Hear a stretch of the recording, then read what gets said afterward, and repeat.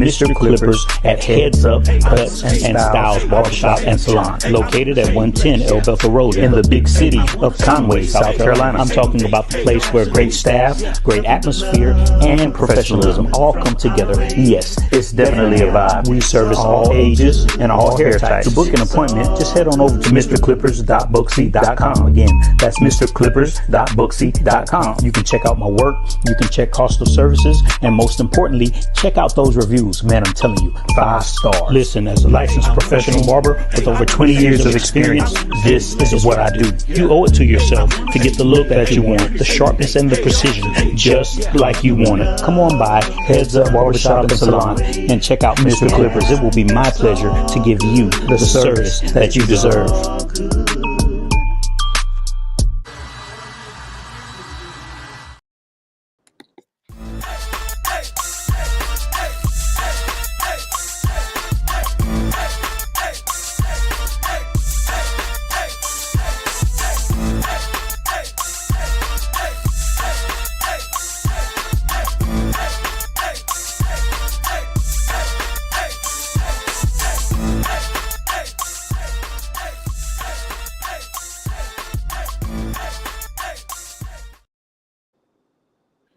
What's going on, everybody? It's your boy Mike Robinson, and this is another episode of Let's Take a Walk.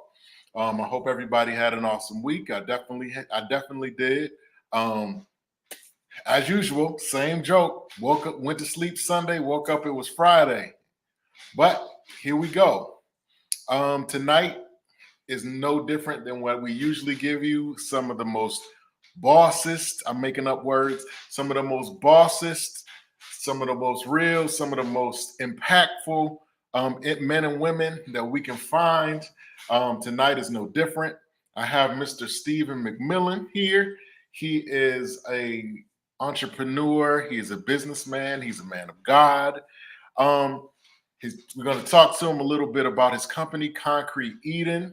As you can see on the screen, he got a couple of his, some of his drip on the screen to check out or whatever. So we're gonna kind of pick his brain and just see, what's the method behind the madness, so to speak.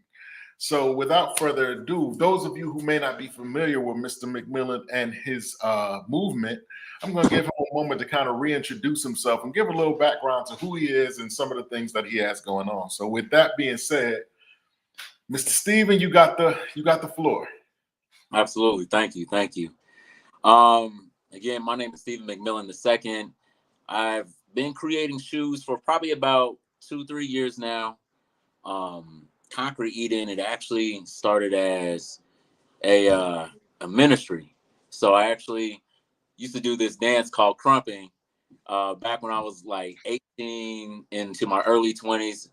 But we just wanted to pretty much create an outlet for people, and we started as a ministry, but then I've always had some artistic skills, and pretty much I started designing shirts. I'm not big on Photoshop or anything like that, but I was great as far as with just drawing in general.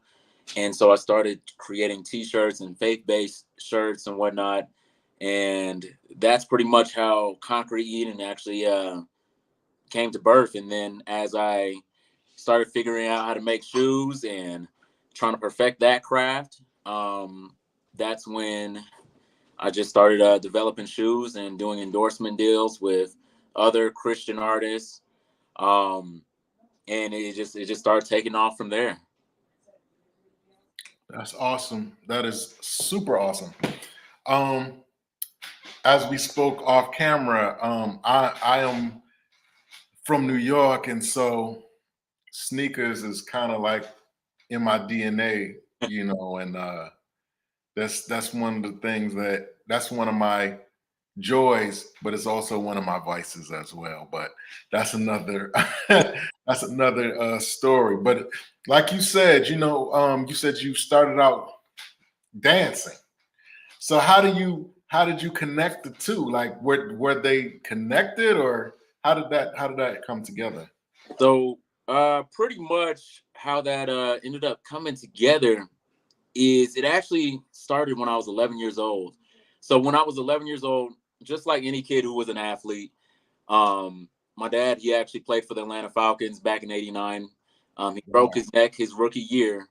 The doctors actually said he should have actually either been dead or paralyzed, but he had a gap in his C1 since birth, which actually saved his life. He's walking around good now, but pretty much I grew up under my dad, who was an athlete, and so I kind of fell in his footsteps, and I wanted to be an athlete, but I also wanted to be able to sign a deal with Nike, have my own shoe and whatnot. And I wouldn't say I'm a shoe head, but I'm a shoe watcher.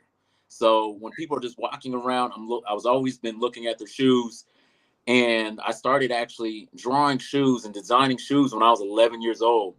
Wow. And it was actually a secret passion for me that I never thought that would actually happen, because back when I was about 19 years old, trying to see if I could create a faith-based shoe, pretty much I found out that I would have to make like thousands and thousands of shoes, like just like thousands of orders of shoes just to be able to get it going. And but now it's changed a little bit, and now I have the flexibility of being able to do it where I don't have to have thousands of shoes in bulk, to where I could just literally have my shoes go directly to my customers. But that's kind of how it all kind of came together. It was a secret passion for me that I've had ever since I was a kid. And honestly, I never thought I would actually fall into this place. To be honest, I never thought I would actually be an entrepreneur. I thought I'd be playing in the NFL, honestly. And so still a dream come true at the end of the day for me. Wow. So what was that what was that process like from starting from drawing it to actually what we see in front of us? Like, was that a hard process? Like, what I've seen one or two people create their own shoe or whatever, but I always wondered what that process was like. Who did you have to talk to? Who did you have to get in touch with? Man, honestly, it is actually an extremely difficult process. There's a lot of testing that I've done, a lot of prototypes that I've made, a lot of designs that I've even done that honestly probably won't even see the light of day. Like, I probably have about hundreds of designs literally that are kind of just sitting on the shelf that I may come back to one day if I find that inspiration. But okay, I remember when I did that. Okay, let me tweak that. But how I do it now is everything's all these that you see are made digitally. Like this Blessed S1 shoe, made digitally. Mike Teezy's, he's one of the biggest Christian hip hop artists right now. This is his Harvest Moon Craters, and the Adonai Wave Runners, my personal favorites. Yeah. All these were honestly made digitally, and so I had to make the digital design. Of course, understand as far as what type of materials I'm going to use for like the soles. Like this sole is made out of omega foam, so it's actually extremely comfortable. That's one thing that I don't want to just make shoes. I want to make sure that I'm making shoes that have great material, have premium material, are super comfortable as well, because I've had shoes where they weren't comfortable. Like, and I'm not trying to dog anybody else's brand out, but those Chuck Taylors, boy, my knees. That's a fact. That's a fact. Yeah, I can't do it for more than an hour, 2 hours walking around in them things. It really hurts my knees. So I really wanted to make sure that I created shoes that were extremely comfortable as well, because I have back pain, I have knee pain, and a little bit of ankle pain from just being an athlete. And so comfortability is extremely important to me, but also finding the right manufacturer to actually make the shoe. Because I've had some designs where the materials weren't, when they made the prototype, the material wasn't exactly how I wanted it. Or the stitching wouldn't be right, or it would look a little bit cheap. Right. And I'm like, I wouldn't say I'm a perfectionist, but I want to make sure that I'm creating a great product if I'm selling something to people. Right. And so I've had to talk to, I'd probably say close up to 100 or maybe more manufacturers just to be able to get the products that we see here today. But there's been a lot of testing, a lot of testing. I remember one time I tried to create a shoe to where I wanted it to look like a Lamborghini, and that no, it didn't come out. Right. Yeah. Wow.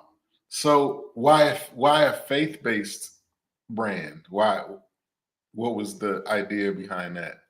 For me, in all honesty, like Concrete, like I said before, it started off as a ministry, and when we were doing clothing, and then I ended up having like artists underneath Concrete, and but then at one time and point, I felt I needed to put it on hold because I didn't necessarily know the direction that I wanted to go with, and I moved to San Diego to actually be built up spiritually and to actually learn business. Mm-hmm. I was going on this journey, and so while it was on hold, I was kind of going on this journey, asking God, like, where am I going with this? Because if I want to do it right, I'm like, for me, I'm like, Concrete and it's my baby. Right. And for me, I've literally have had a relationship with the Lord since I was 11 years old. Like that's when I actually first audibly heard his voice when I was 11 years old. And my parents, they grew up in the church, but they didn't necessarily force us to have a relationship with God. They, of course, took us to church. But for me, I've just had experiences with God at such a young age where nobody told me to read my Bible. I just did it because now looking back, I really feel like the Holy Spirit at a young age was leading me and preparing me for my purpose. He already at 12 years old, he told me I was going to be a pastor. And I'm like, I don't want to do that. Can we play football? And he's like, hey, like, nope. And I'm like, well, can we do football and pastoring? And he was like, nope. And I was like, me being the hard-headed kid I was like, well, I'm going to try and chase this football dream anyway. And so for me, my relationship with the Lord is literally the reason why I'm even doing Concrete. And because it's like anybody else, I've had my ups and my downs through my journey, even with the Lord. And the thing is it is a beautiful journey. The process is beautiful, and how he's been there and brought me through so much. It's just a part of who I am. So like everything that I make is just a part of who I am. And so this is almost just like an expression of my relationship with the Lord. Like the reason why I gave the name to these shoe, like this specific shoe, the Adonai Wave Runners, is because in my prayer time, that's what I'm calling him. I'm calling him Adonai. And wow. So it's just in another expression of just my, I guess you would say my personal relationship with the Lord. And it's honestly, it's been amazing. It's been phenomenal. And I can't wait to see where God continues to take it. Just because I have been able to be a blessing. I've been able to give 1,000 shoes away to the homeless, and as well to it was women. There were homeless women that had been through domestic violence, and we were able to give shoes away to them as well. And me and Mike Tezia we're trying to create a campaign to give shoes away, but we literally just want to be a blessing. And so for me, I'm like, this is almost another form of ministry with my brand. And so for me, that's a cool thing to be able to do. Wow, that's amazing. That is absolutely amazing. What has the reception been like, particularly from those who are not necessarily of the faith? It's been very interesting. I'll definitely say that, especially in Colorado, because Colorado's not it's not part of the Bible Belt for sure. And so right. there's a lot of ministry that needs to be done out here. But to be honest, I've had a lot of people that have not been in the faith. Some people have rocked with me. They've really liked the designs. They're like, yo, those are dope. Those are really tight. And for me, that's amazing because that's something that I've always wanted to do. Is that I've always wanted to, because I look at this as art. And so I'm like, my faith is in it. But at the same time, just because my faith is in it doesn't mean that it's automatically dope. And I'm like, no, I want to make it so dope that even the unbelievers are looking at that like, yo, those are fire. Yeah, And all then right. people are talking to me, I'm actually being able to share my faith by just them talking to me or them listening to this interview. And then that's a way for me of, sharing the gospel.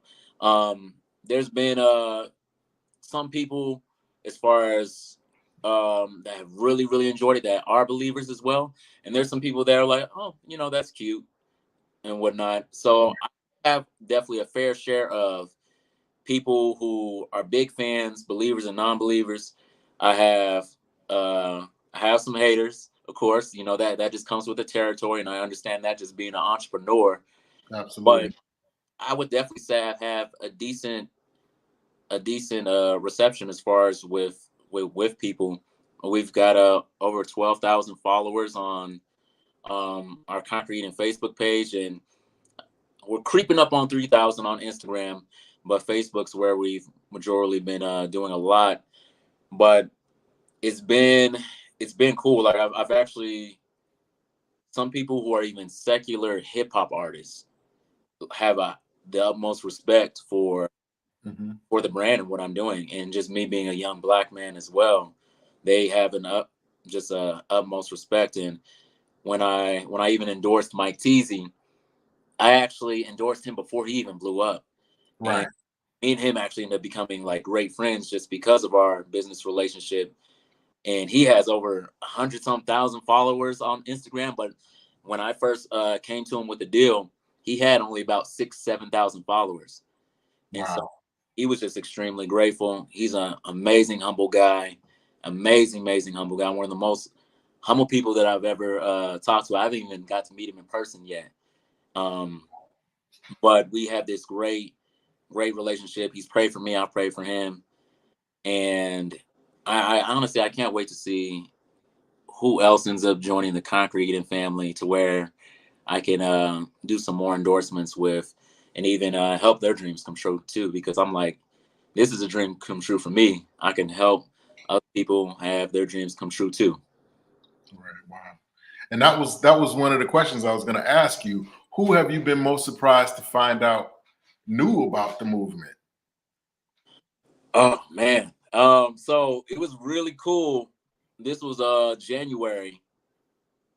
I actually for the first time I got to meet KB in person. And to me, KB is like this generation's Lecrae. Like he's the number one guy out there. And Mhm. I grew up on Lecrae since I was like, man, 13, 14 years old. Right. And just being able to talk to KB, and he's like, "Oh, you're the owner of the brand," and I'm like, "Yeah, yeah." And I didn't know how tall he was. I'm like, "Man, this guy should be in the NBA or something." Right. Right. But he ended up knowing about the brand. Lecrae gave me a shout out when I first started. Um, some Christian hip hop artists here definitely know about the brand.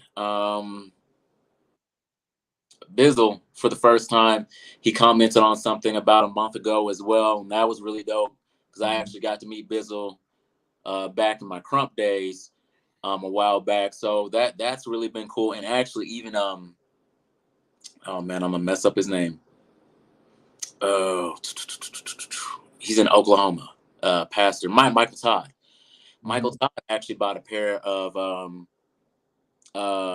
Mike Teasy shoes, and so even just seeing that was really really cool. And so just seeing the brand grow and even it being respected by some of these big names in the Christian industry, it's it's a cool experience. It's really humbling as well. But I'm not gonna lie, there's some excitement behind it. Like man, that's really really cool. Man, that's awesome. That is really awesome. And do you honestly do you feel pressure to be a bit extra when it comes to promoting and putting it out into the marketplace, because people tend to look, even within the Christian community, they look at things that their own brothers and sisters come up with, and they don't place the same they don't place the same, I don't know what a good word is. They don't place the same support that they do, you know, like, they won't buy your shoe, but they'll go buy a Gucci belt. You get what I'm saying? Like, Yeah. do you feel a bit of added pressure to be, to work just a bit harder because, you're coming with a faith-based brand? To be honest, I'd be lying if I said I didn't. And it is. It's first, being in the Christian industry is one of the hardest thing to do. And just in general, it doesn't matter if you're a hip hop artist, singer, entrepreneur. It's very difficult, because at the end of the day, we're being led by God in everything that we're doing. And so even there's certain convictions that you have as a believer in being in the industry. And there's a lot of people who are just like, they're sharks in the water, and they're just all about the money. And for me, I have to continuously check myself. I'm like, am I about the money, or am I about changing people's lives more than anything? That's a fact. And so, yeah, you could even ask my wife. I'm in this continuous, almost mindset battle, because as an entrepreneur and understanding marketing, I do understand how important it is, and all the techniques that you have to do as far as advertising. But at the same time, there's those convictions behind them. Like, I can't do that. I can't market like that, because that's how they market. And honestly, I got to answer to God at the end of the day. He's going to ask about that. I'm like, yo, like, why would you do that? And so it's a very difficult process, especially me coming from an athlete's mindset. Like, how I even come to this, like, this is my craft. And so even coming from being an athlete, when I'm working on my craft, I want to be the best. Right. And that, I'm not even, I would love to say I want to be the next Nike and all that other stuff, but I'm not even competing with them. I'm competing with myself every day. That no, I have to do my best. And there was a quote that Will Smith said that, when he was working on his craft, that he wouldn't try to do a million things a day, but he would try and do this one thing great, and set like he built a brick, building an empire, that he would set this brick as perfectly as possible during that day. And so I challenged myself to literally work on my business every day, study, listen to these other great entrepreneurs, listening to mindset training, reading my word, asking God what he sees with this. And when I find myself in just in a flow and a creative inspiration, it just feels like the floodgates are open. That's literally what happened for me for the past 2 weeks. But at the same time, it does have to be channeled correctly, because for me, like I said, just this is a for me, this is a representation of something that I'm doing for God in the first place. And so Nike may be able to do an ad where it has Meg the Stallion and nothing but, barely any clothing. Right. That I'm like, that's not the image that I want for my daughter. That's not the image that I would want to see these young ladies in. And so, like, no, I can't market that way, because that's not how I even represent myself in my life. But Nike, they've had their satanic shoes and some other stuff and whatnot, and I'm like, yeah, it ain't ever gonna happen. Right. Not with me. Right. And I asked this question this same type of question to a lot of artists that I have on here. Is there ever a time where you're in a certain vein, You know what I'm saying? Your fashion is in a certain vein. Your shoes are in a certain vein. But you might look over here, and this brand over here is doing a totally different thing. And it seems like it's flying off the shelf. It seems like it's super, super popular. So is it a challenge for you to not to chase a sound? Like how artists, you know what I'm saying? Like they may be in one vein, but they might look over here and see that trap music is the thing. So they start trying to pull from that. You know what I'm saying? So in your vein, like, is it a difficult thing not to chase a sound? Have you ever found yourself chasing a sound? To be honest, I don't know. It's really difficult because anything that I've made is because I personally like it. Well, but at the same time, like I know that the things that I've released, I try and get a survey as far as with people. I ask like family members or friends or other people that are gonna give me an unbiased. I'm like, do you think this is hot or not? And my wife, she'll be the first one like, Steve, that ain't it. Or Right. yes. When she's like, oh yes, I need that right now. I'm like, okay, I've got something that can be something. It's not just me. But there is that there's always going to be that temptation as far as you're looking over your shoulder and you're seeing how, like for instance, who is it? KIY. KIY, he has a shoe brand, but it's pretty much a silhouette of the Jordan 1. Me personally, I love the Jordan 1. I do the Jordan 1, and it's a beautiful, amazing shoe. I actually have a Jordan 1 silhouette with the concrete eating logo on it just because I love just that shoe and that silhouette. And it's personally for me. It's literally just only personally for me. But that was his whole brand. And so he's gained over 400 something thousand followers. He's literally become a millionaire, all this other stuff. But now he's getting sued by Nike. And so it's caught up with him. He's been selling his shoes for probably about maybe 3-4 years. But it finally got caught up with him. And now Nike's going on this tangent as far as lawsuits because there's been a whole bunch of people that have been putting out Nike 1 silhouettes. And so for me looking at it and I'm like, you know what, I'm just kind of stick to my roots and stick to what I'm going to do. I feel like it's paying off for me. And even though that they made the sales, they became multimillionaires. Now they got a lawsuit on their hand. And so for me, just staying true to myself, staying true to my brand, not trying to compromise. And it's been working out for me. And honestly, I never thought I would be meeting KB. I never thought I'd be meeting some of these other people as well. And so I'm like, I love where the brand's at. I love where God is leading me with it. And it's exciting for me. And I won't ever have to look over my shoulder like, oh man, Nike's gonna try and do a lawsuit on me. Oh man, this is trying to come for me. I don't have to worry about that because this is all my stuff. Right. Wow. So tell me this: how do you ever feel convicted when you try to wear something else when you leave the house, other than Oh other than no. concrete eating? No, Is it a struggle? to be honest, I've always like the reason why I even came up with the slogan for concrete as far as being concrete with God, being concrete with others, and being concrete with yourself. It's because that's how I am. I've always been almost an anomaly where everybody else is wearing Jordans, and I'm like, man, I don't even like that Jordan. I'm like, there's a couple of Jordans. I'm like, oh, those is fire.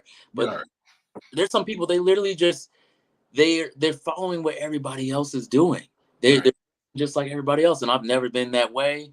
Especially being from the South, I'm like moving here to Colorado. Everybody's like, you're different. You got your own thing going. I'm like, that's just who I am. Right. I hung out with the nerds. I've hung out with the goths. I've hung out with the jocks.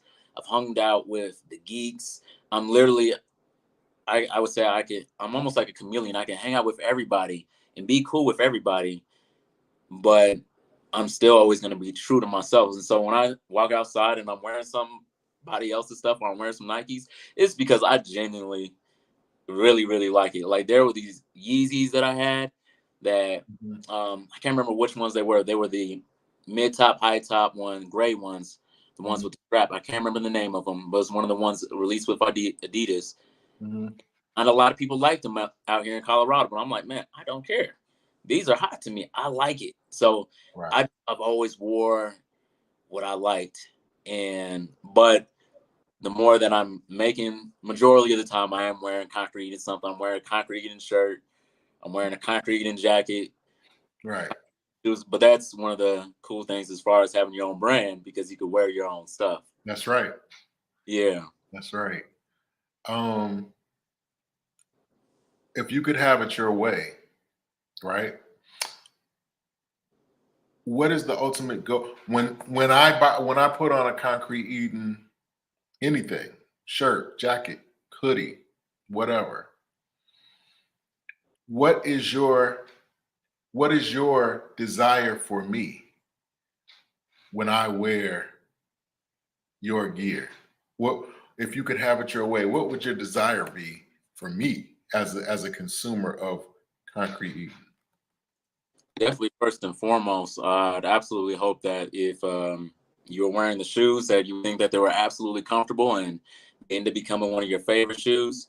But in that, being proud to wear it and not being ashamed, because at the end of the day, it is faith based. Like out on our wave runners, going down the middle of this tongue, it has Yahweh on it, and so for me, I'm like, people. I don't want people to feel like these are Skechers. They're like, these are Skechers or whatnot. You know, I don't want them, or they feel like, oh, these are Shacks. They're cheap, this and that, and people clown it. Like, no, I want them to feel proud that, you know, these are some dope shoes by a dope brand, and it's faith based and being unashamed as far as with their faith. And then when people ask them about, yo, what are those? That it gives them an opportunity be able to even share their faith.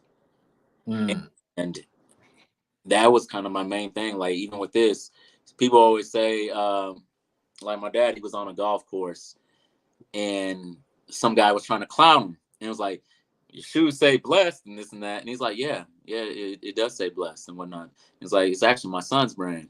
And then the dude was absolutely shocked, like, oh, are you serious? Whoa, that's great. That's amazing. But, you know, he was trying to clown at first because it said blessed. And I'm like, why not?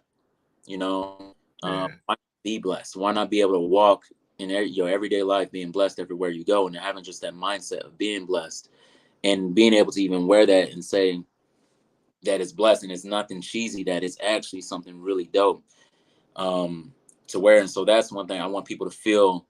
I want people to have a great feeling when they're wearing my stuff. Like, when they pop in a Lecrae CD and they're excited about it and they're rolling down their windows down in the summer, blasting it so everybody else could hear it.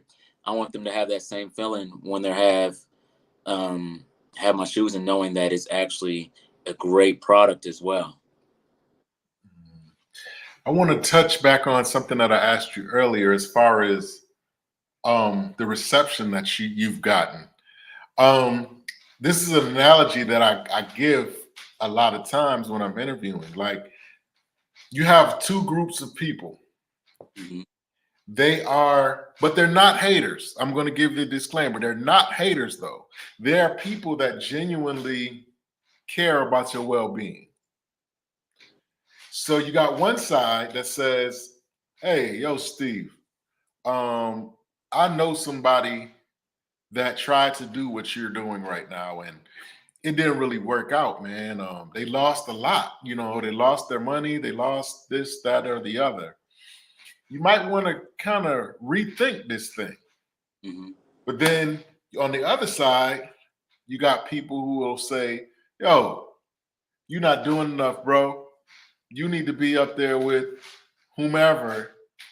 You need to get you an ambassador or somebody on.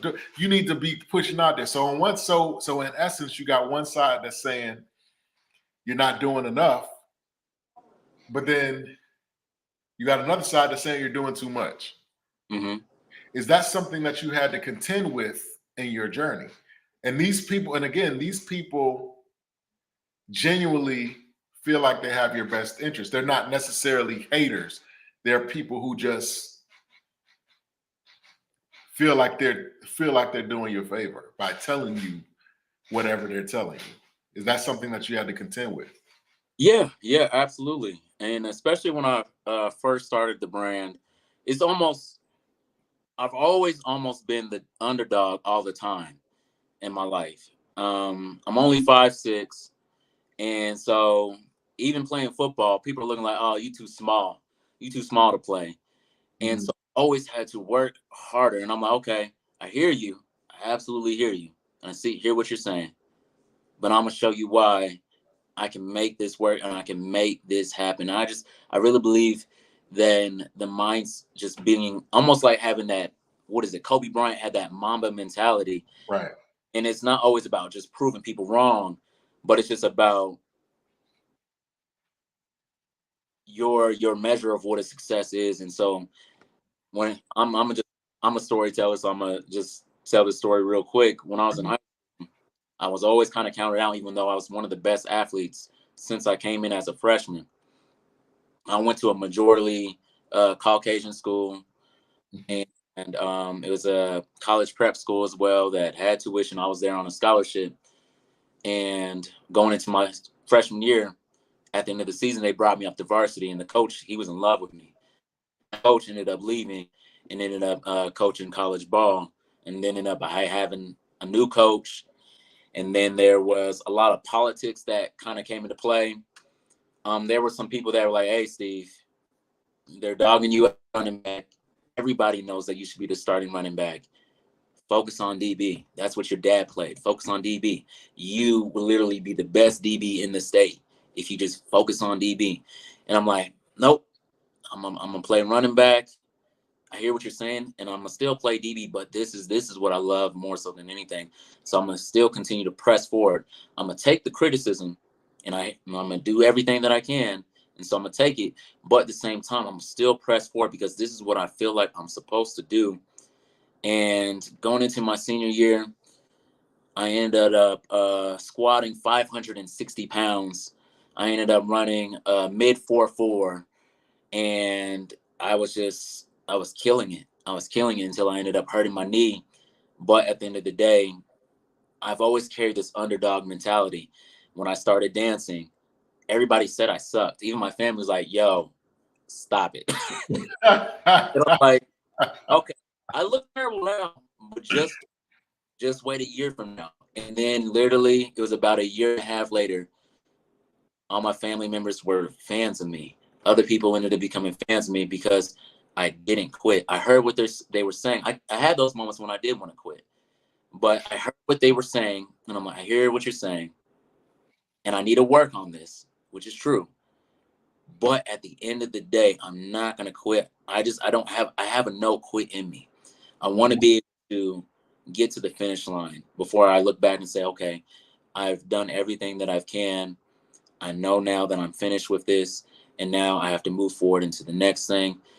And so I believe that I'm a humble guy, and I literally take what people say, I have it in a bowl, and I take out the bad, and Right. then whatever's good for me, I just gotta chew on that and process on it, but allow that to make me better, not to be like, oh, y'all are just hating, y'all just hating. I'm like, no, Right. they have some wisdom in this. They may actually see something that I actually don't see. So what is it that I don't see that they see, and how can I use it to actually become better and continue to stay consistent and live and just go through the process? Because I feel like everybody's trying to rush the process. That's a Right. temptation for me. I'm like, man, it would be amazing to get to $5 million with this brand as soon as possible. But at the end of the day, there's a process that even I have to go through, that whether that I get to that goal or not, that I'm still going through that process. And who knows, it may not be for me to be successful. It may for me to be able to establish a foundation with this brand that maybe one of my kids take over one day, and they're the ones that end up becoming successful with it. And so that's why I'm like, I've gone to a point where I'm like, it's not only about the money at all, however, but it's about literally about changing people's lives and perspectives with the talents and gifts that I have. Wow. What would you say? What would you say is the thing if you could name one thing, what would be the thing that you feel like you've learned about yourself during this process that you didn't necessarily know about yourself going in? Ooh, that's a good question. Man.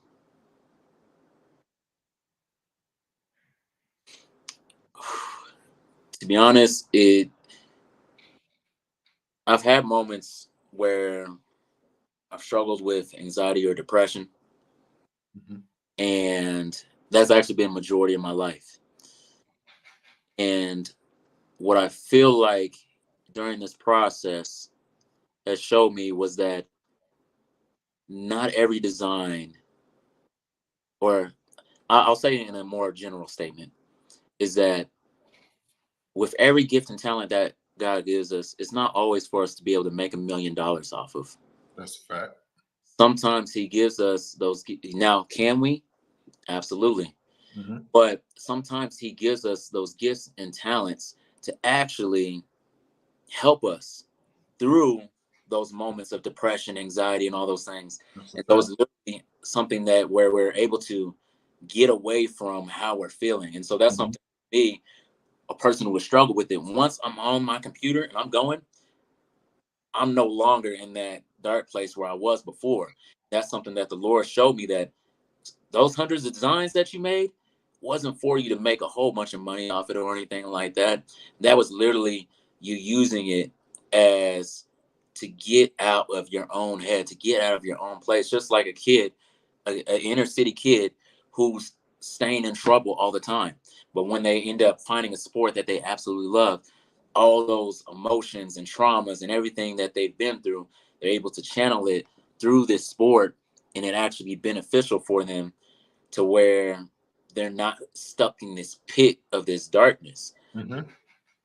So it's been one of those things that actually has helped me. It's been a blessing back to me, I guess you could say. Absolutely. And kind of to expound on that, a lot of times you're able to do a thing, like you said, to your point about gifts, talents, and abilities. You're able to do a thing. You've been gifted to and to do a thing, whatever that thing may be, right? And like you said, it may not be that thing in and of itself, may not be the thing that God is leading you to be to make your impact on the world. But it puts you in the rooms. It just gets your foot in the door, and it introduces you to your true love or your ultimate destiny. We were talking off camera about music. I did music.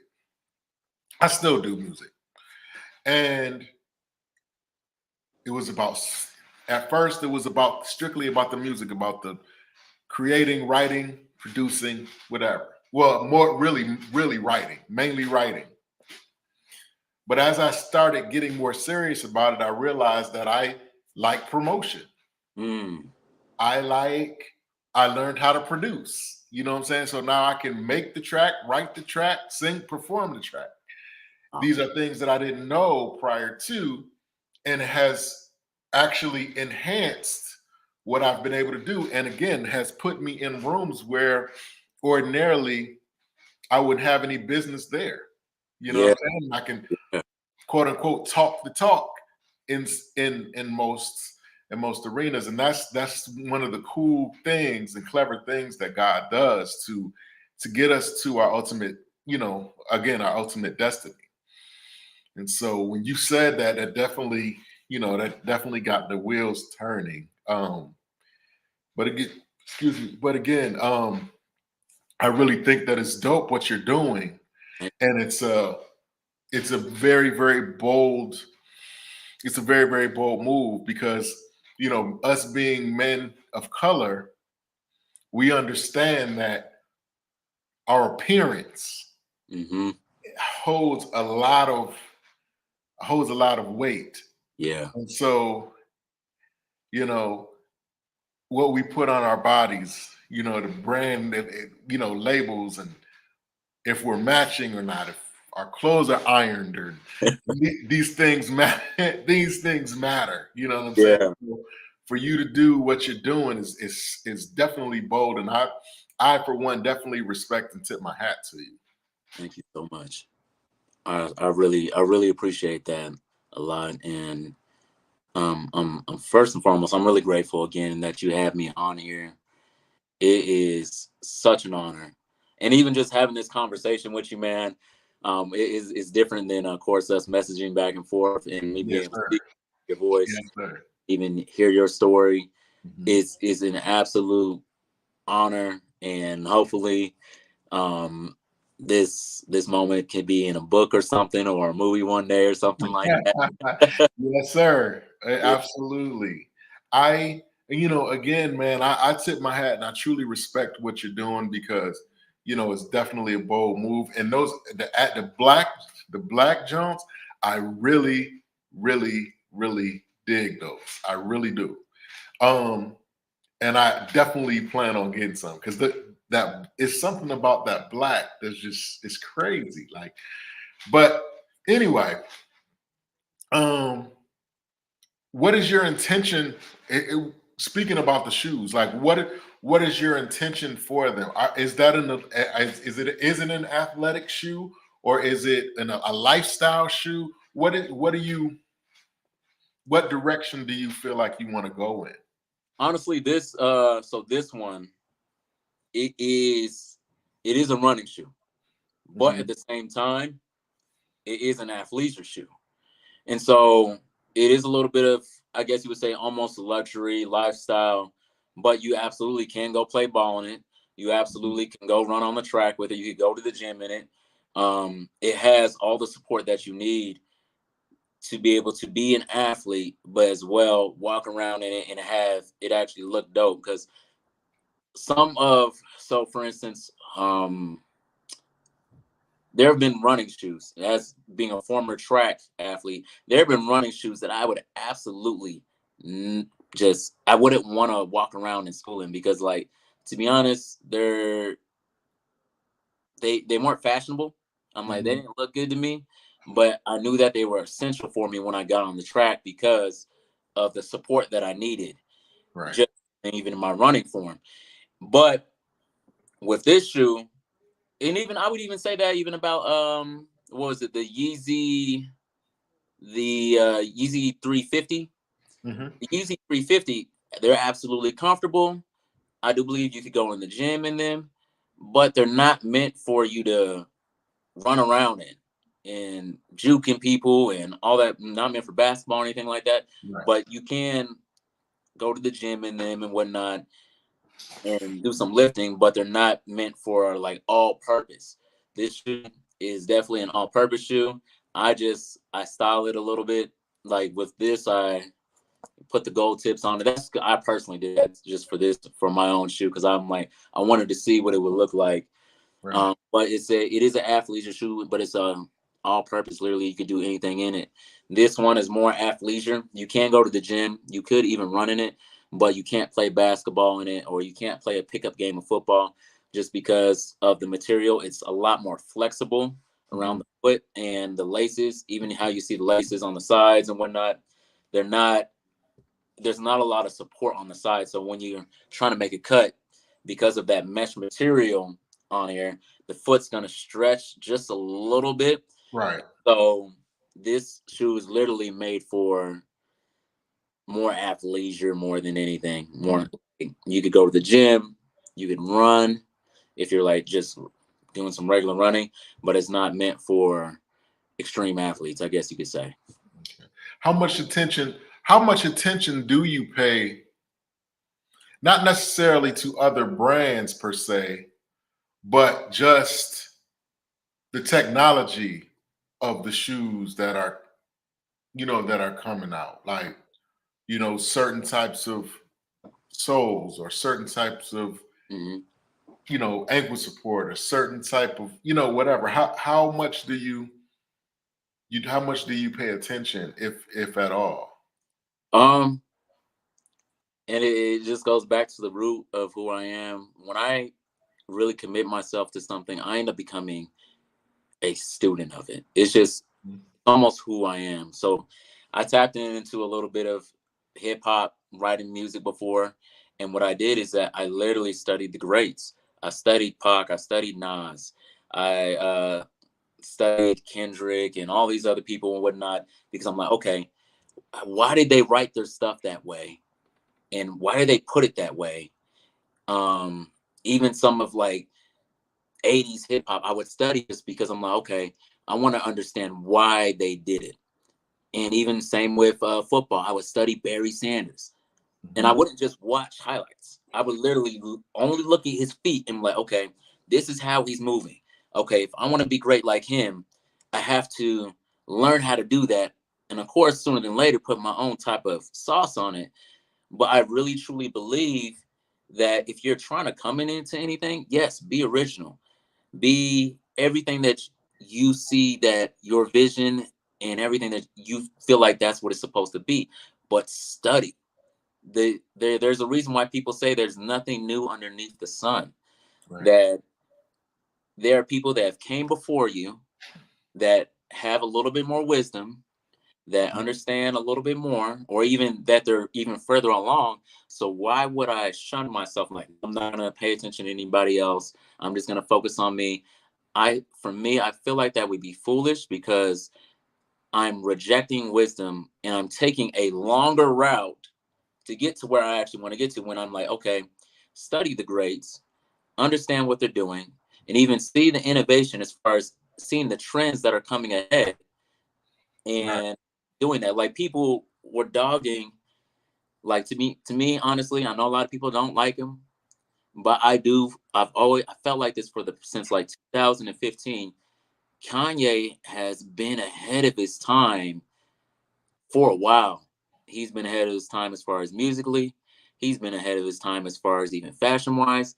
And usually when he would put something out there, people were like, oh man, that's a little bit weird, this and that. But then you see about a year, 2 years later, everybody's doing it. Right. Everybody's making fun of those Astro boots. Right. And I'm not even gonna lie, I hate them. I do not at all. But Kanye, he was the first one to make the foam material type of shoes and whatnot. And a lot of people were dogging him, but he's an innovator, and he already kind of sees a trend happening before it even happens. And I respect him for that. And so there's even some things that I'm working on, even as far as with this type of foam type of shoe, where it's that comfortability like a Croc, but in it is mixed actually into the actual shoe, is an actual shoe inside of it, but it's almost like a sock shoe, and having laces going through the actual foam shoe, so it actually does look fashionable. And that's something that I've been working on. But it's just about having the same type of mindset as far as being innovative and not being stuck just as far as with the old. Even though that there are certain ones, I'm like, I just don't like that. I'm like, I can't get with it. I will never make anything that now you can hold me to this. I will never make anything like those doggone red Astro boots ever in my life. Right. I can't do it. I just can't. But still being able to see the innovation in it, I'm like, okay, that's ugly, but I see what you're trying to do with it. And now that's where I have to kind of allow my creative juices and my inspiration. I'm like, okay, now how could I use that material? Because this is where we're headed. How can I use that type of material to be able to create a really, really dope shoe that fits as far as with my vision? Because if it doesn't fit with my vision, then more than likely I'm not going to do it. I kind of got that tip from just Steve Jobs. He had people, even the people he surrounded with himself with, that they had to fit the vision. Like there was a computer that he came out with, and he's like, it has to be this way, it has to be right. And when he honed in and focused on that, he was one of the greatest innovators of our time. Absolutely. I think that what I found to be, just from growing up and watching certain people, like I have a friend, shout out to the homie Rashad. One thing that I've learned when it comes to fashion, right? A lot of things don't have to be, I learned a couple of things, but a lot of things don't necessarily have to be fly in the conventional sense of what fly is. A lot of times, if you look like that's what's supposed to be, then people tend to gravitate. You know, they might be like, that's kind of whack from first look. But if you look like you're supposed, that's you totally meant for that to happen. Like what you're doing is purposeful. If you're that's the right word. If you're purposeful in a way, a lot of times stuff that looks whacked out, like when I was a kid, Nautica was really popping at that point, the brand Nautica, to the point where dudes would buy Nautica swim trunks, literally swim trunks, and cut the lining out, the swim trunk lining out, and wear them like shorts or whatever. You know what I'm saying? With a Nautica t-shirt. You know what I'm saying? They're not going swimming, they walking around. And at first look, you're like, that's kind of whack. But after a while, you just keep seeing it and it's in your face. And then after a while, you're like, that's kind of dope. And then before you know it, you somewhere cutting the line, cutting the lining out of out of your Nautica shorts to wear or whatever. So that's one thing that I learned. Just be purposeful. If you think, like you were saying earlier, if you think that is dope, that's half the battle right there.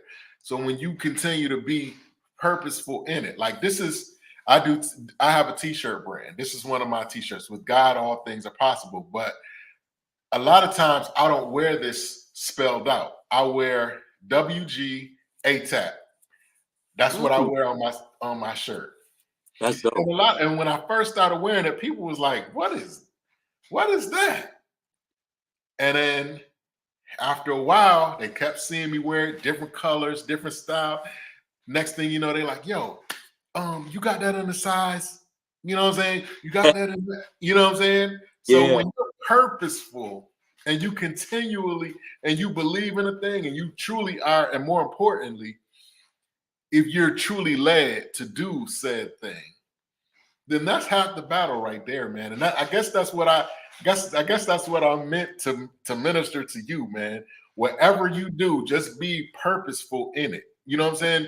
Everybody's not gonna gravitate to it, but I guarantee you, if you continuously be purposeful and confident in the stuff that you do, and like when I asked you earlier about whether you feel convicted or not about, I feel funny if I don't have at least one thing on that, for my brand.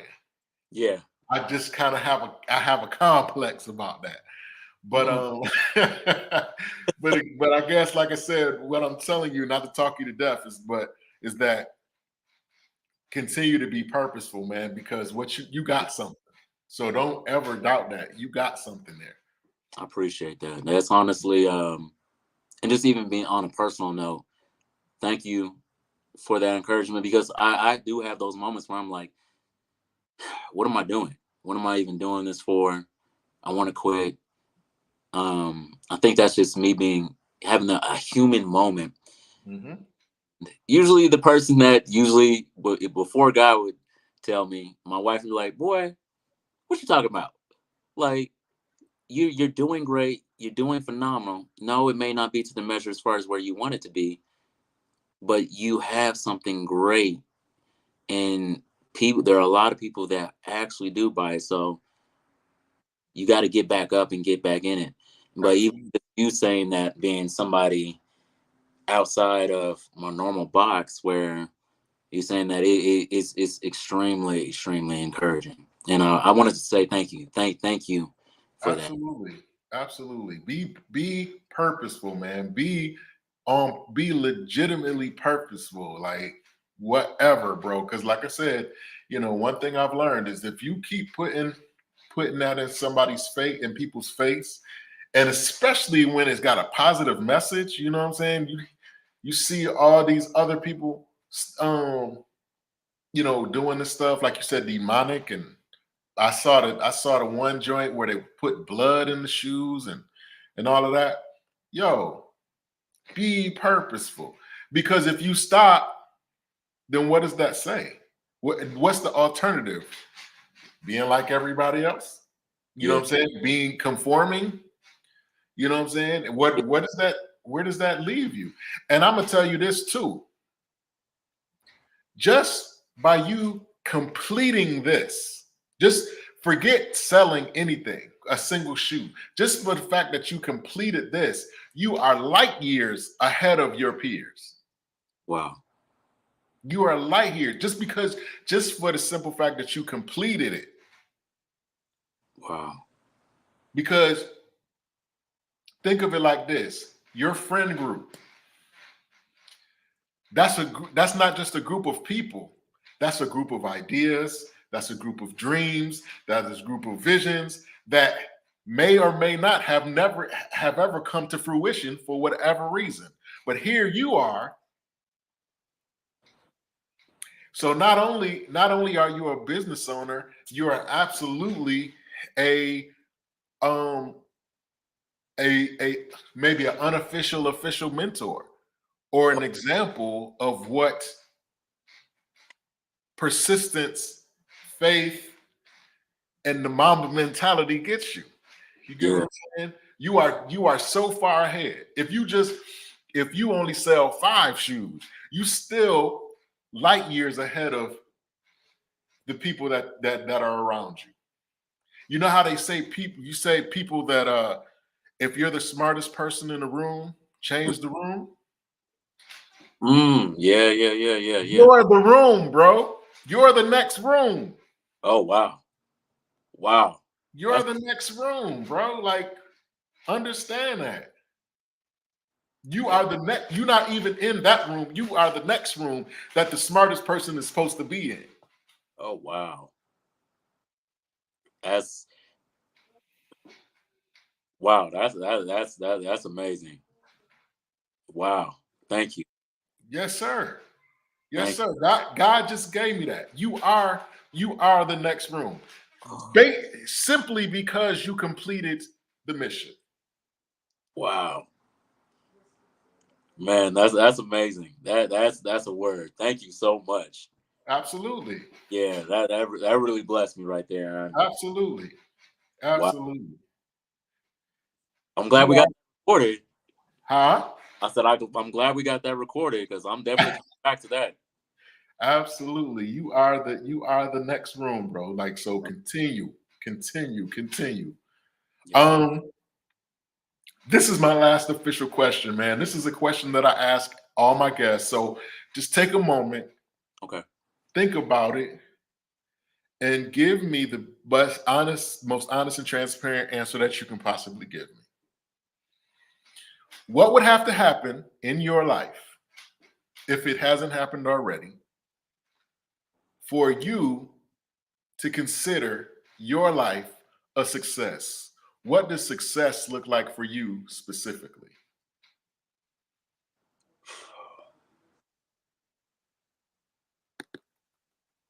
For me, I definitely think that there are levels to it, because of how I am just in my mind. That success for me is not a destination. There's no point that I've come as far as arrived at. It's a journey. Almost the same way, as far like for me, I won't truly be successful until at the very end that God's like, good job. You did good. But because that's when I feel like that I've arrived, and I'm like, I did got that good job, that I've done everything that I've absolutely could have possibly have done with it. Or that he even says, like, let's say that this launches me into something else, that I'm not doing this for the rest of my life. That he says that, okay, it's time to stop. It's time to move forward into something else.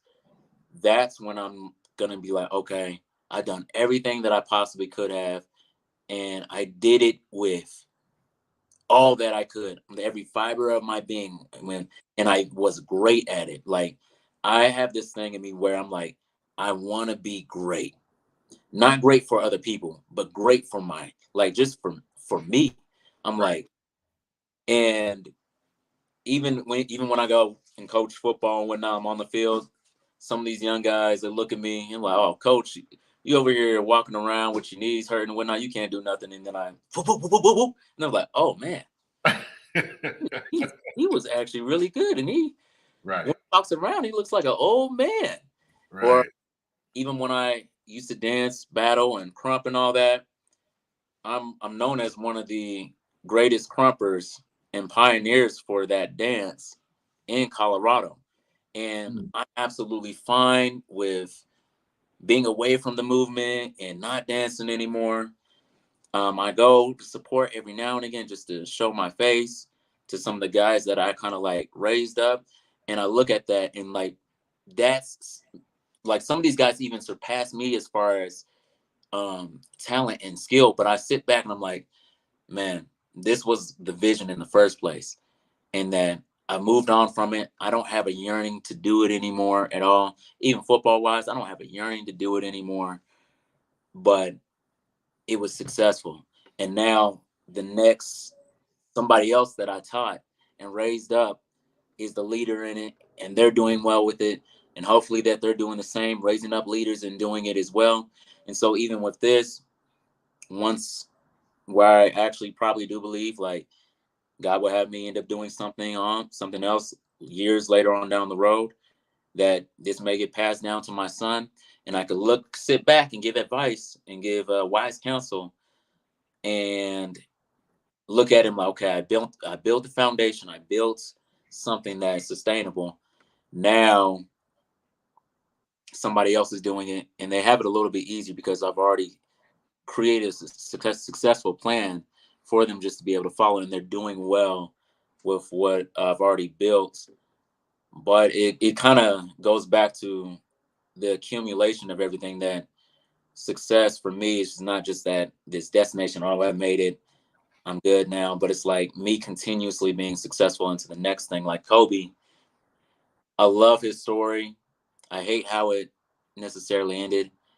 And I'm not even a huge Kobe fan, if I'm being honest, but I respect him for sure, that he was a legendary basketball player. But after he retired, he ended up writing a book called Dear Basketball and ended up winning an Oscar for that. And he was talking about in an interview, he's like, man, I'm not even a writer like that. I don't feel like I could be successful in this. I don't feel like anybody would even buy this. And his wife kind of got on him, was like, no, you got to finish this. You started it, you have to finish it. And he ended up winning an Oscar for a book where he's never wrote a book ever in his life.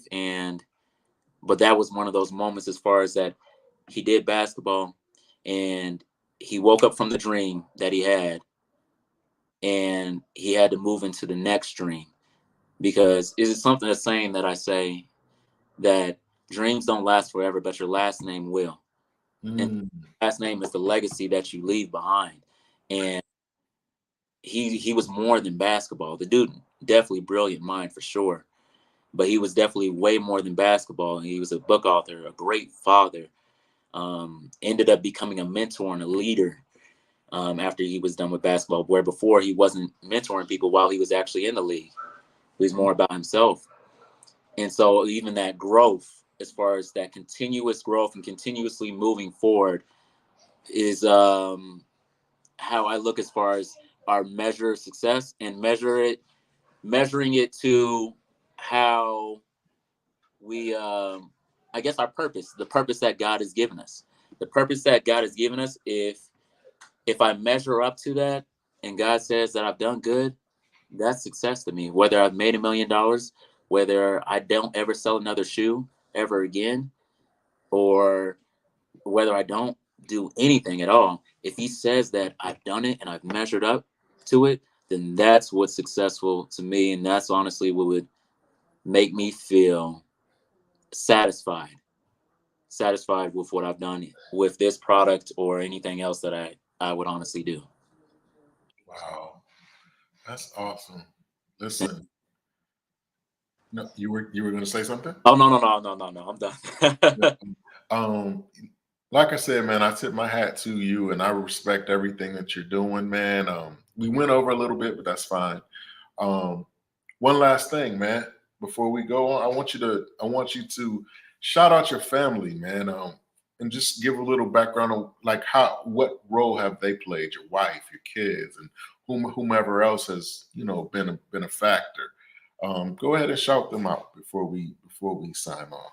Man, absolutely got to shout out my absolutely beautiful, gorgeous, brilliant queen, who is a phenomenal music artist who's actually in the kitchen right now. She's blessed a little bit, but she's literally been so solid for me in everything, and even just my creativity, speaking affirmations back in me and helping me really even heal. Like, she's literally been a blessing in my life more than anything. She's one of the greatest gifts that God has ever given me. Definitely my kids, my oldest son, Stephen the third. He's going to be an absolute phenomenal athlete that you guys definitely should look out for. He's just an amazing, humble, big heart kid. And my daughter Ayana, she is literally my pearl to my oyster. So she is my world. She's just a brilliant child. And my youngest, Savion, he runs the house. His smile is worth more than $1 billion. And it literally, you could be mad, and then he just comes in smiling, and you can't be mad anymore. And my mom and my dad has literally been the biggest supporter that I've had ever since the day that I was born. And even when I was at my lowest moments and my darkest moments, he still believed in me when nobody else did.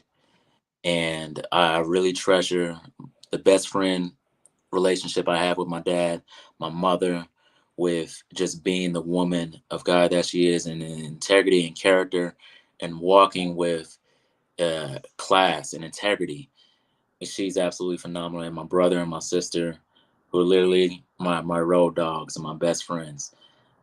Without them, I definitely wouldn't be the man that I am today, because all these people have had the biggest of molding in my life. Wow, that's awesome. That is awesome. Absolutely. I want to thank you for coming on and sharing with us, all that all your process and your impact is definitely being felt and going to be felt in the future. And I definitely, again, respect everything that you're doing, because I know it's not easy and it takes a lot, you know what I'm saying? But again, as I said earlier, man, just continue to be purposeful, man, and intentional on everything that you set out to do concerning Concrete Eden, because there are people who need it, you know what I'm saying? And so, even if all they're doing is pointing to you and saying, Steve did it, so I can do it. Yeah. You know what I'm saying? If that's being said somewhere, you know what I'm saying, you're in Colorado, somebody might have said it in Syracuse, New York, somewhere. You know what I'm saying? If that happens, then then your mission is, it's well worth it. But again, I truly respect what you're doing, and I wish you much blessings. And let me be the first to tell you that consider this an open invitation for you to come back anytime. If there's anything that you want to promote, anything that you want the public to know, anything that you're trying to, shed light on, this is a space for you to come anytime. Just let me know, and we'll make it happen. Absolutely. Thank you. And I would definitely be taking you on that offer for sure. Thank you for just your words of wisdom, and even you speaking that word over me, and just again allowing me to be here, and even just having this relationship with you. Hopefully it will be a long lifetime relationship Absolutely. that I get to have with you. Absolutely. And you said your wife does music? Yes, she does. Yes, she does. Okay. Does she have anything out like on YouTube or anything like that? Yeah. She does have a couple of tracks on YouTube, and she also has some of her tracks, of course, on iTunes and what is it? I think Google Play. Her artist name is Alexis Lola. She is a gospel and Christian artist. Well, she does hip hop and she could sing, so she can do it all. She'll be releasing some new music here soon. She's actually going to be featured on a song that's already won a few awards already, and I'm just hearing this from her, and so it's actually by C Hope, and she's featured. It's all women Christian artists on this track, and I've heard it, and it smacks. And Okay. it's a remix that's coming out. I think it's OMG remix, and so I'll definitely share it to you when Please do. So if somebody wants to get in touch with you, or to ask your advice or anything, or something that was expressed on here that kind of resonated, but maybe they want to get a little context, or they want to go find out more about your fashions, how can they get in touch with you? The best way to honestly get a hold of me is Facebook more than anything. My name's Stephen Mcmillon, Stephen Mcmillon, Mcmillon, and I'm the second. So make sure you put those two I's in there. If you're looking for anything regarding my brand, Concrete Eden, concrete with a K, KONCRETE, and then space EDEN. Our Facebook page, our Instagram page as well. Those are the main social media platforms. But even if you message on there, I will more likely see it, and I'll be able to answer any questions on there if I don't get to any of the ones. If you hit me up on Facebook, that's honestly the absolute very best way to get a hold of me. Is honestly social media platforms. Awesome. Okay, Mr. McMillan, I don't want to hold you any longer. The evening is far spent, but I want to thank you again for coming on, man. I appreciate everything that you're doing, and I wish you much blessings on everything that you have here and what you have going on in the future. I wish you much blessings, man. And again, I tip my hat to you, and just continue to to be intentional. Yes, sir. God bless you, Mike. God bless you. You have a good night. You too. There you go, fella. There you go, guys. Another great interview with another great guest. Shout out to Mr. Stephen Mcmillon II and the Concrete Eden brand and the whole family. Please check out their website, concreteeden.com. Check out some of the shirts and the shoes and whatever else they got on there, because it's legit and it's quality, and we need to push more faith-based movements, more and not just faith-based, but independent entrepreneurship, the small businesses, the small Black businesses. We definitely need to promote that and push that forward, because listen, it's that time. It is definitely that time to celebrate the creators. We got all this technology that we're able to do amazing things. To see people creating whole movies with their cell phone. You know what I'm saying? I was watching on YouTube today where this guy was recording music on his cell phone. He got an app on his BandLab app on his phone where he actually could conceivably record an entire album on his phone. So, with that being said, we have the ability to do some amazing things with the new advancements in technology, and not just the technology part, but each other. We have the ability to reach out to one another in a way that we have not been able to, in past years. You know what I'm saying? We have come a long way, and so now, as I encourage people all the time, if there's something that you feel led to do, if there's something that keeps you up at night, if there's something that you see so clear that you can almost reach out and touch it, step out, man. Do what you got to do. Take that step, and we hear it's almost become cliche, but if God gives you a vision, he will give you provision to carry out that very thing. So don't worry about how much it's going to cost. Don't worry about who's going to support and who's not. Just be obedient. And as I was talking to Steve, man, we got to just be intentional. Do it on purpose, man, because the people that don't mean us any good, they are definitely intentional. They are definitely going forth, and they're not caring what we say, what we do, what we think. You know what I'm saying? And so we have to adopt, in essence, that same mentality, only God's mentality of it. You know what I'm saying? But again, I encourage any and everybody, if you have something that you are supposed to be doing, that you know in your heart that you're supposed to be doing, you need to step out and do that today, right now.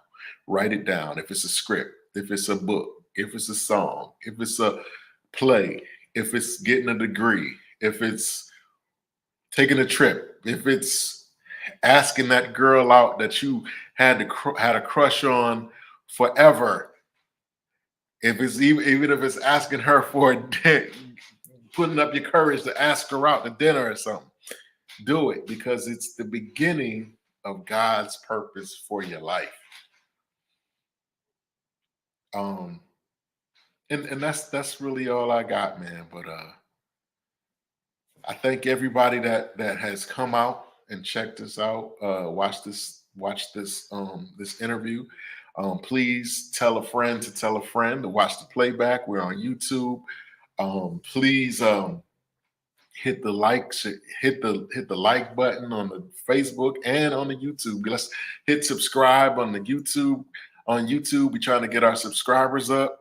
So please hit that notification bell and that the subscriber button and that like button, so we can all move forward, man. And that's really that. I've been blessed to be able to be in a position to monetize here on Facebook. So there, I see, if you see in the comment section, there's a comment about stars. If you get the stars, they're like 99 cents. So you hit me with a star, man. Hit me with 10 stars if you want. They 99 cents, man. And so we can go forth and build this movement so that's even doper. You know what I'm saying? And start bringing people in studio and start doing stuff in person and just furthering the movement, man, and of positivity, not just of let's take a walk, but of positivity. It's my hope and my dream and my aspiration that I help to make connections between the people who wouldn't ordinarily cross paths.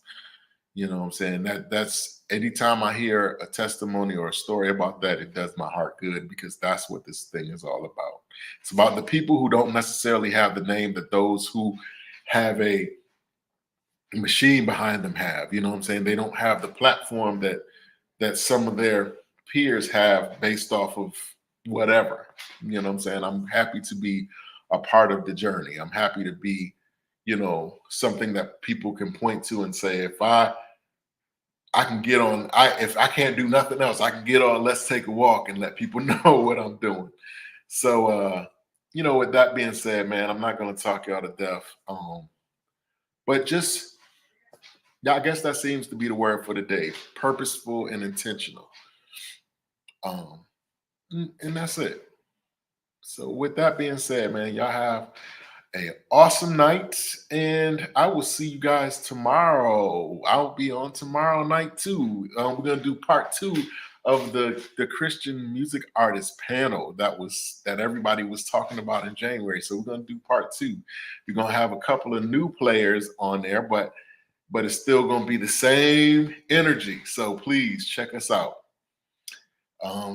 So with that being said, man, have a good night and let's take a walk. If you live in or plan to visit the great state of South Carolina and you find yourself anywhere near the Myrtle Beach area, you owe it to yourself to check out Mr. Clippers at Heads Up Cuts and Styles Barbershop and Salon, located at 110 El Bethel Road in the big city of Conway, South Carolina. I'm talking about the place where great staff, great atmosphere, and professionalism all come together. Yes, it's definitely a vibe. We service all ages and all hair types. To book an appointment, just head on over to mrclippers.booksy.com. Again, that's mrclippers.booksy.com. You can check out my work, you can check cost of services, and most importantly, check out those reviews. Man, I'm telling you, 5 stars. Listen, as a licensed professional barber with over 20 years of experience, this is what I do. You owe it to yourself to get the look that you want, the sharpness and the precision, just like you want it. Come on by Heads Up Barbershop and Salon and check out Mr. Clippers. It will be my pleasure to give you the service that you deserve.